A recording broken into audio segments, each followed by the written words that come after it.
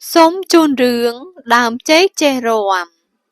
Nơi chia khang cài phùng, đó ngọc ngặt mũi, miễn đam chê chùm lại mũi, đai miễn chút nằm và không bị đam chê thò mà đá. Nằm vá miễn chỉ vật nâng trên này dậy. Hỏi trôi chất ròm, nỡ bê dục đai miễn khai lử. Còn tái, miễn bánh há tội mũi. Cứ riêng cài rồi bỏ quạt miễn sập hiệp rứng. Mìnhអាចរេរាំតាមចិត្តចង់របស់គាត់បានឡើយក្មេងស្រីម្នាក់អាយុ12ឆ្នាំមានឈ្មោះថារតនាដែលបានលាក់ខ្លួនលបលួចមើលដើមចេករាំរៀងរាល់យប់គេបានសម្រេចចិត្តសួរទៅណាំវ៉ាថាណាំវ៉ាអើយខ្ញុំអាចបង្រៀនឯងរាំបានរតនានិយាយយ៉ាងទន់ភ្លន់ទៅណាំវ៉ាបានសម្លឹងមើលទៅក្មេងតូចតាឯងយល់ថា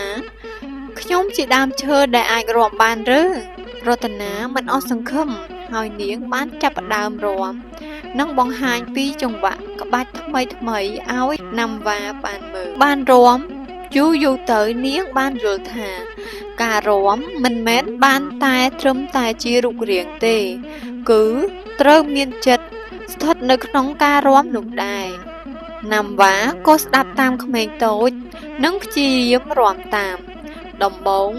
មេឃរបស់គាត់ញីញ័រធ្វើឲ្យស្លឹកគាត់មានការជ្រុះស្លឹករបស់គាត់ជ្រុះពីពេញដីប៉ុន្តែនៅយប់បន្តិចទៅគាត់កាន់តែយល់ច្បាស់និងឆ្លាតឡើងថ្ងៃមួយអ្នកភូមិត្រូវបានជួបគ្រោះរាំងស្ងួតយ៉ាងធ្ងន់ធ្ងរអ្នកភូមិទាំងអស់កំពុងតែពិបាកចិត្តព្រោះគ្មានភ្លៀងធ្លាក់ហើយដំណាំរបស់គាត់បានងាប់អស់រតនាបានទៅជួបនឹងណាំវ៉ានិងនិយាយទៅកាន់ណាំវ៉ាបើសិនជាឯងអាចរាំស្អាតយើងនឹងអាចធ្វើពិធីបួងសួងសុំតាភ្លៀងបានណាំវ៉ាយល់យ៉ាងណាដែរនៅពេលយប់នោះក្រោមពន្លឺព្រះច័ន្ទពេញវង្សណាំវ៉ាក៏បានសម្រេចចិត្តរាំយ៉ាងស្រស់ស្អាតមេឃរបស់វាបក់ចុះបក់ឡើងដូចជាខ្យល់ដែលធ្វើឲ្យមានបទភ្លេងយ៉ាងពិសេសមួយ